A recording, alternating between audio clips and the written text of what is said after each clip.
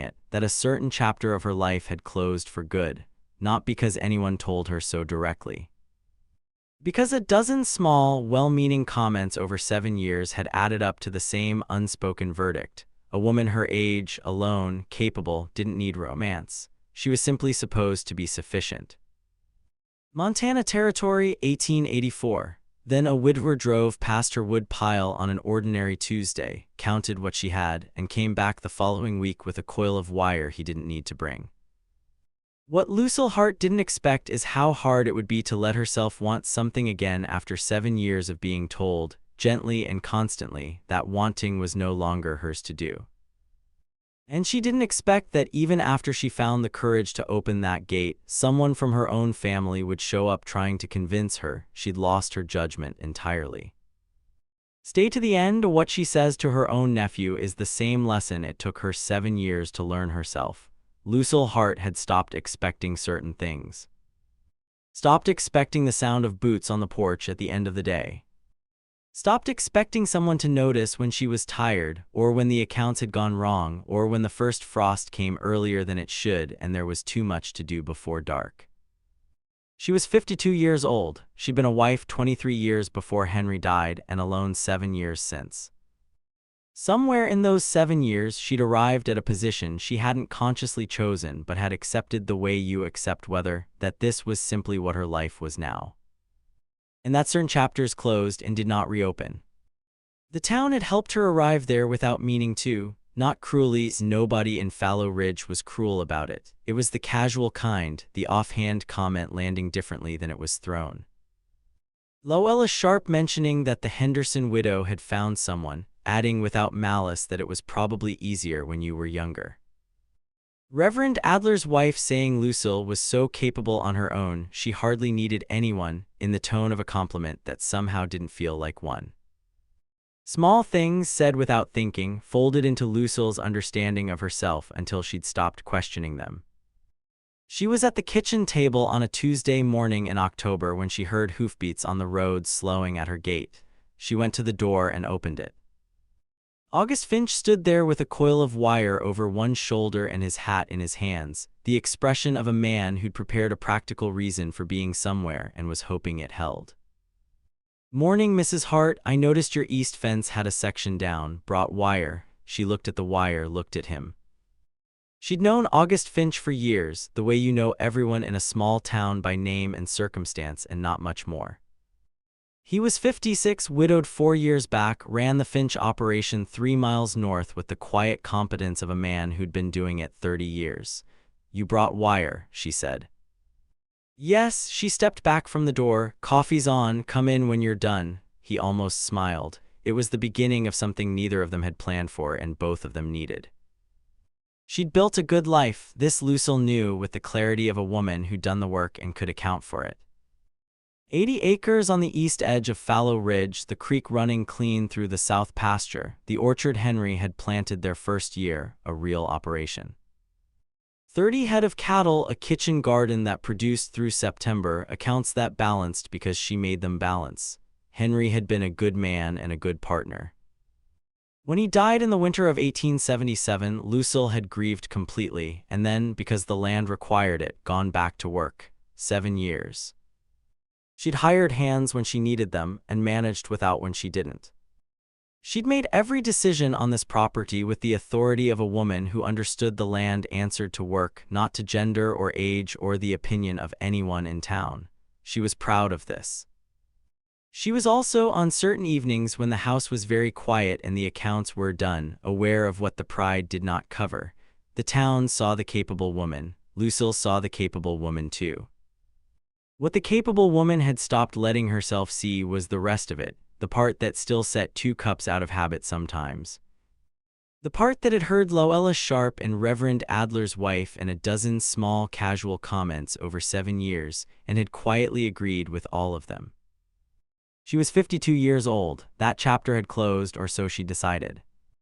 The deciding had happened so gradually she hadn't noticed herself making it, hadn't noticed the moment *capable became sufficient, hadn't noticed the moment *sufficient became all there was.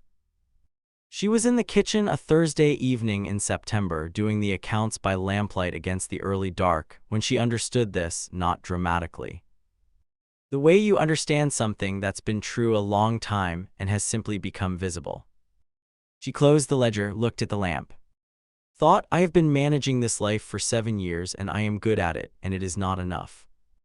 And I have been pretending it is. Then August Finch knocked on her gate the following Tuesday with a coil of wire, and she opened the door, and the thought from Thursday evening was still there.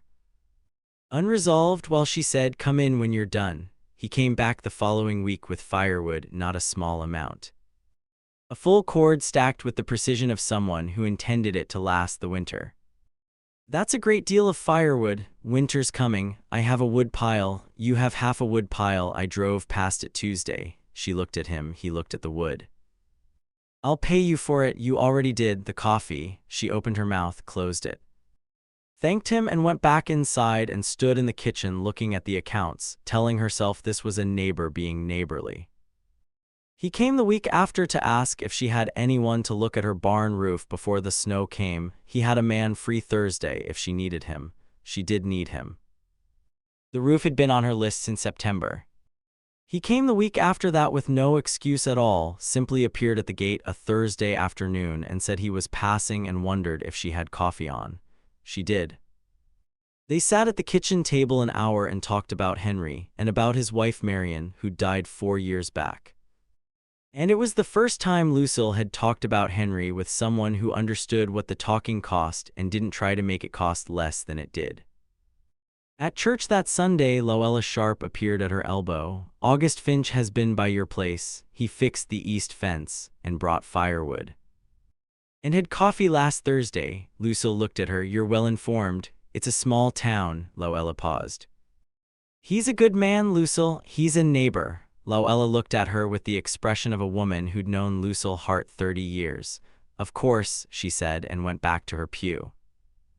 Lucille wasn't a woman who pretended. She sat down in October with the same honesty she brought to everything and looked at the situation clearly. August Finch had come to her property 5 times in 3 weeks. Repaired her fence, stacked her wood, sent a man for her roof, come one Thursday afternoon with no reason except to sit at her table and talk. She knew what that meant. She also knew what she felt when she heard his horse on the road and had been pretending not to know it 2 weeks. The feeling was real. 52 years old and 7 years alone, and she had heard August Finch's horse on the road, and something in her had done something she told herself it no longer did. Then came what followed: the honest accounting, Loella Sharp's voice, Reverend Adler's wife's voice, a dozen other voices accumulated over 7 years. All saying in their various casual ways that this was not the chapter she was in anymore, that capable women on their own didn't need this, that it was easier when you were younger. She was 52 years old. She thought about this 3 days.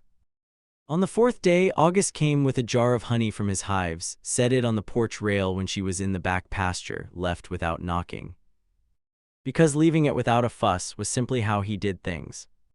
She found it when she came in, stood on the porch with the honey jar in her hands, looked at the Montana sky going gold over the mountains.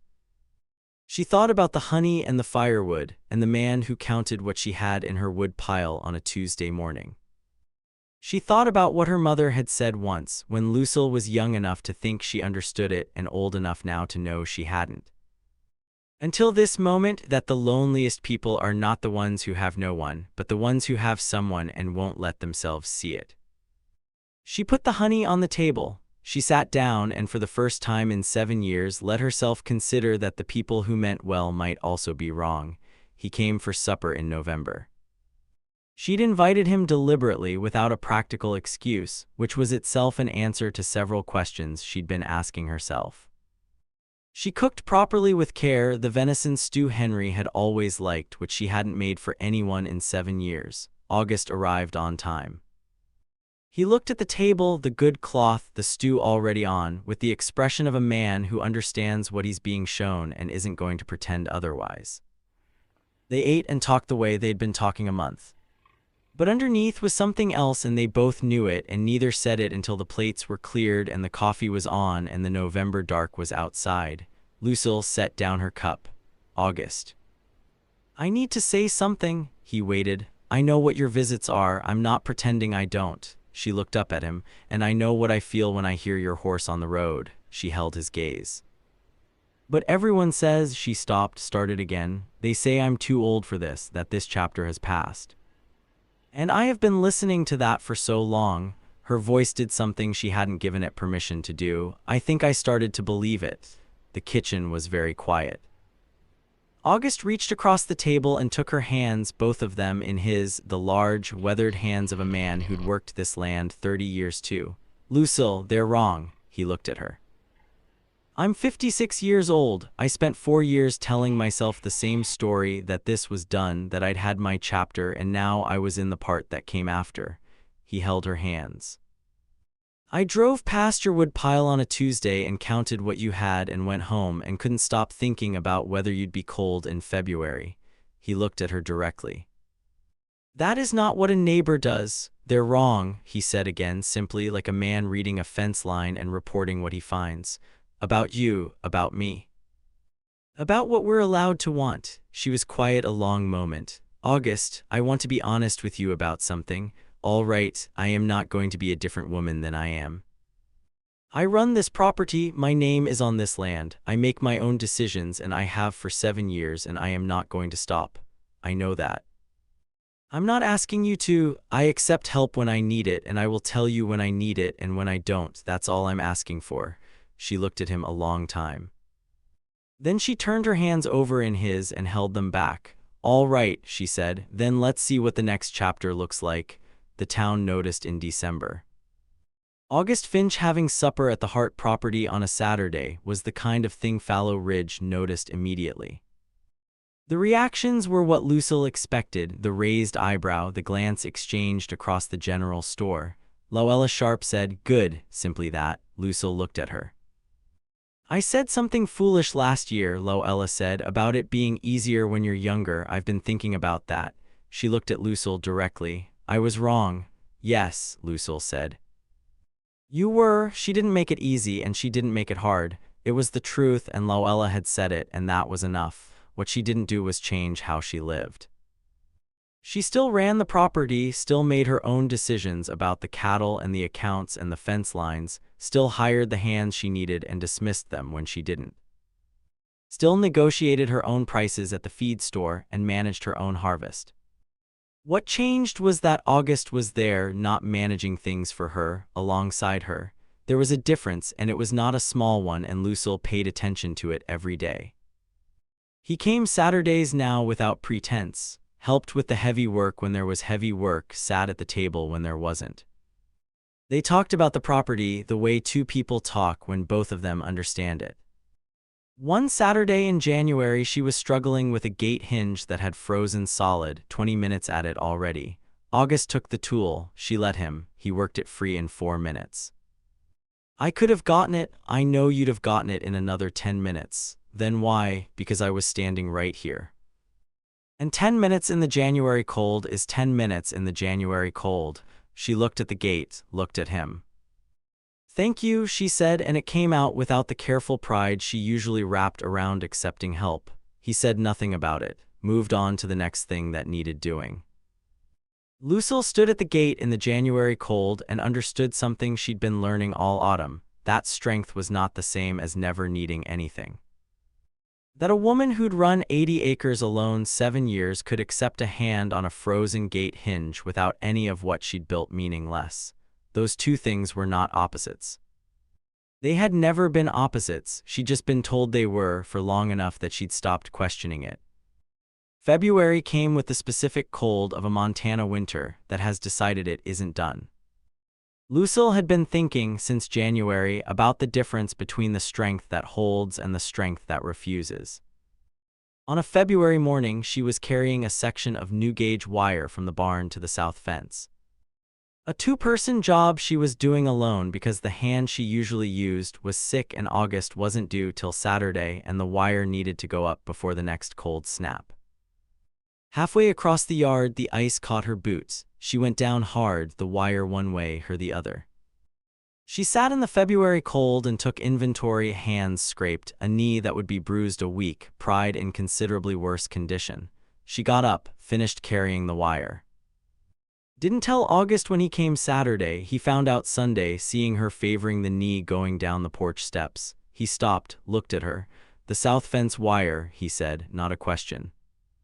It needed going up before the cold snap. I know, I would have come Friday if you'd asked. She looked at the porch steps. I know. He was quiet a moment, sat down on the top step.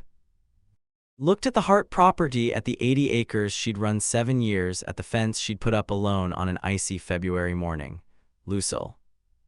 Asking for help is not the same as needing to be saved. I know that, she said. I'm still learning it. He looked at her steadily. So am I. She sat down beside him on the porch step. The Montana February around them, cold and clear and without apology. Next time, she said, I'll ask. Next time, he said, I'll be here. Word of the courtship reached Lucille's nephew Warren Boyle, her late sister's only son. Ranching 2 counties east, by way of a letter from an aunt who'd never much cared for keeping her opinions to herself.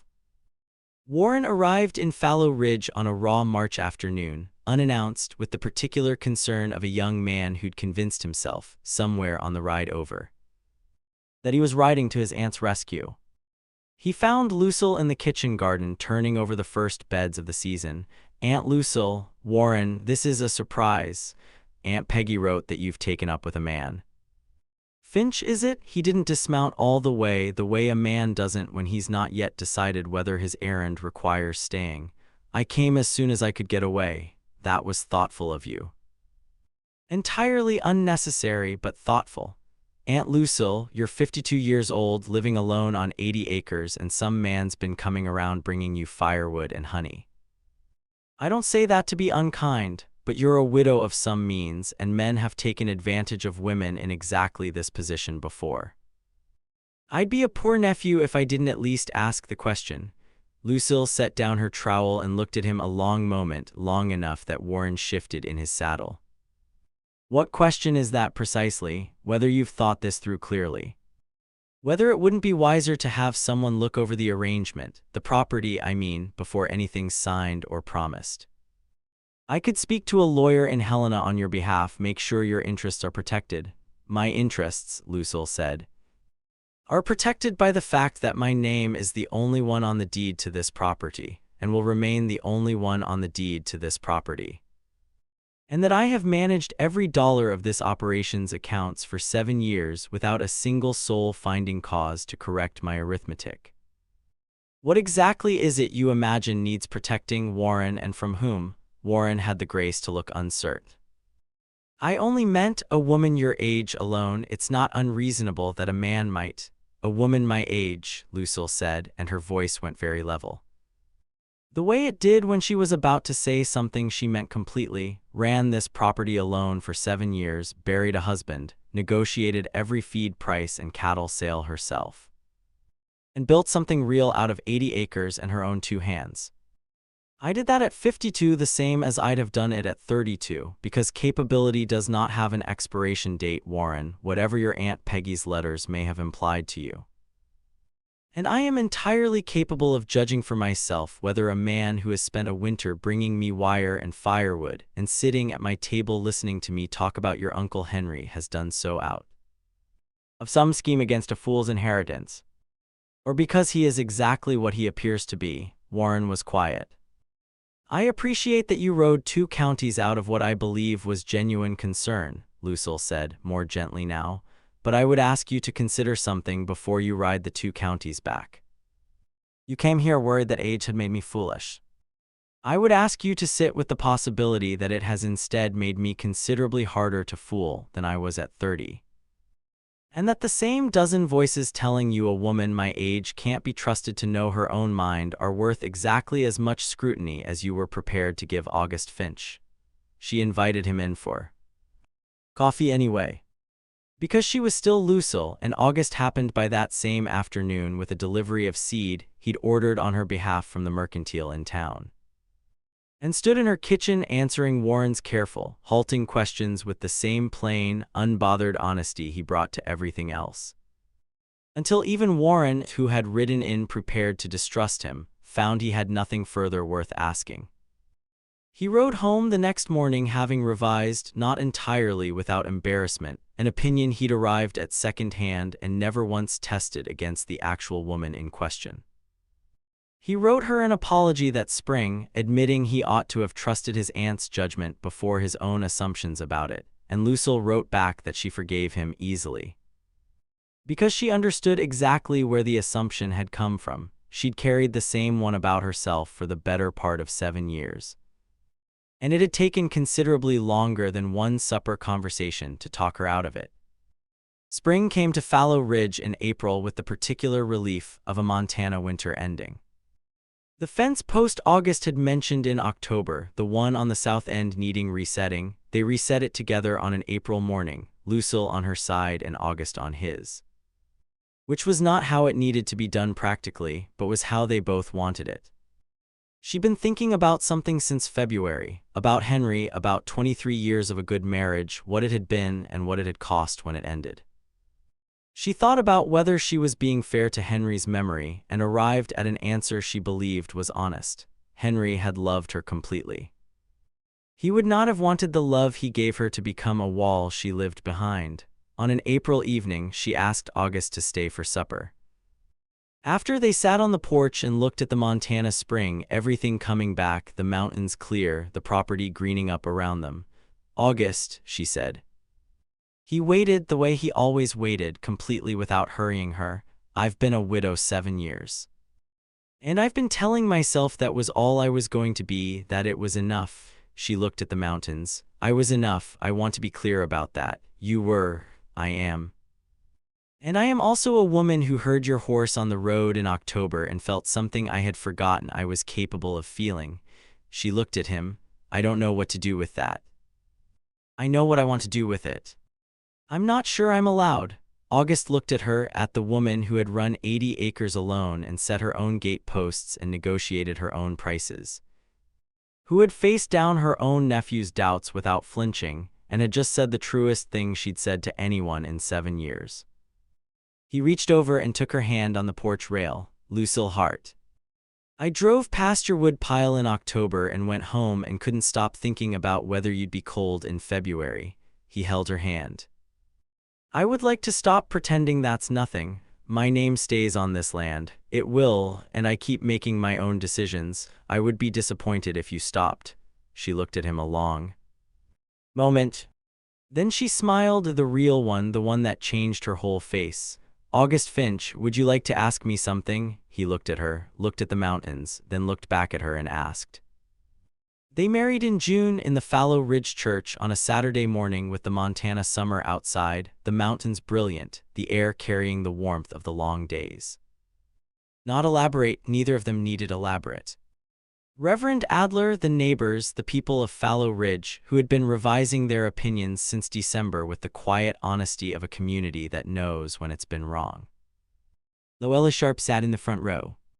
She'd brought a pie, set it on the table in the church hall before the ceremony with the specific satisfaction of a woman making amends through action rather than words. Warren Boyle came too, having written ahead to ask if he might, and sat near the back with the expression of a man glad to have been proven wrong. Lucille wore cream, not white cream, the color of something real and lived in and beautiful because of that rather than despite it. August stood at the altar in his good coat and looked at her walking toward him, thought about a woman who'd looked at the wire he brought in October and said, "Come in when you're done," with the reserve of someone being very careful about what she let herself want. She walked toward him and thought about a frozen gate hinge in January and a man who'd said, "Because I was standing right here." They did not combine the properties. This was Lucille's decision, and August hadn't argued because he understood it before she said it. The Hart property was hers, her name, her work, her 30 years of learning this land.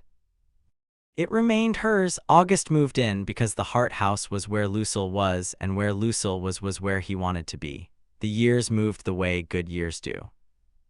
Lucille ran the Hart property the way she always had, with competence and precision and the authority of a woman who knows her land. August ran alongside her, not above her, and the combination of what they each knew produced results neither had produced alone. On an evening in the autumn of 1891, 7 years after August had appeared at her gate with a coil of wire and his hat in his hands, they sat on the porch of the Hart property and watched the Montana sky do what it does in October, gold to amber to the deep blue of the mountains at dusk. August had his coffee. Lucille had her book, though she wasn't reading it, looking instead at the orchard, Henry's original trees. And the two she'd grafted in 1887, at the fence line running straight and true along the east side, at the property she'd built and kept building. August, she said. He looked at her. I almost didn't let you in when you came with the wire. I know, he said. I drove past 3 times before I came to the gate. She stared at him. 3 times? The wire was heavy, he said. She looked at him a long moment, then laughed, the real laugh, the one that changed her whole face. He smiled, the one that changed his. Warren Boyle wrote every few months by then, mostly about ordinary things, his own ranch, a daughter born that spring he'd named Lucille without asking permission first, which she'd told him. Laughing, he absolutely should have asked about, and then admitted she was entirely pleased regardless. He'd come to visit twice more since the wedding, and each time watched his aunt run her 80 acres with the same unhurried authority she'd always had. Watched August stand beside her rather than in front of her, and understood, a little more each visit, exactly what he'd nearly talked himself into doubting on that raw March afternoon. Lucille Hart had stopped expecting certain things. She'd done this without deciding to, arrived at a position through the accumulation of 7 years of small, casual comments from people who meant well and were wrong, not cruel, never cruel.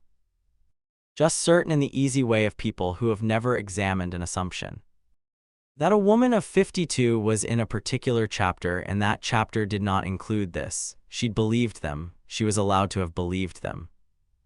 What mattered was what she did when August Finch drove past her wood pile on a Tuesday in October and came back with wire. She let him in, not immediately.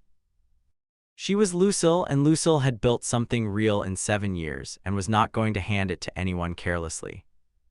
She let him in the way a careful woman lets something in, slowly, with her eyes open, with the full accounting of what she was doing and why. She fell on the ice in February and got up and carried the wire and did not ask for help, and sat on the porch step in the cold and said, next time. I'll ask. She looked her own nephew in the eye when he doubted her judgment and told him plainly that capability has no expiration date. That is what strong looks like, not the strength that refuses everything, not the pride that falls on the ice and gets up and says nothing. The strength that builds something real and then, when someone worth trusting appears at the gate, opens it, and when she falls, says so. August said they were wrong, they were. And Lucille, who had run 80 acres alone and set her own fence posts and negotiated her own prices, decided to believe him at 52 years old on a Tuesday morning in October, when the rest of the chapter was still ahead of her. It is never too late, it is never too old. Open the gate.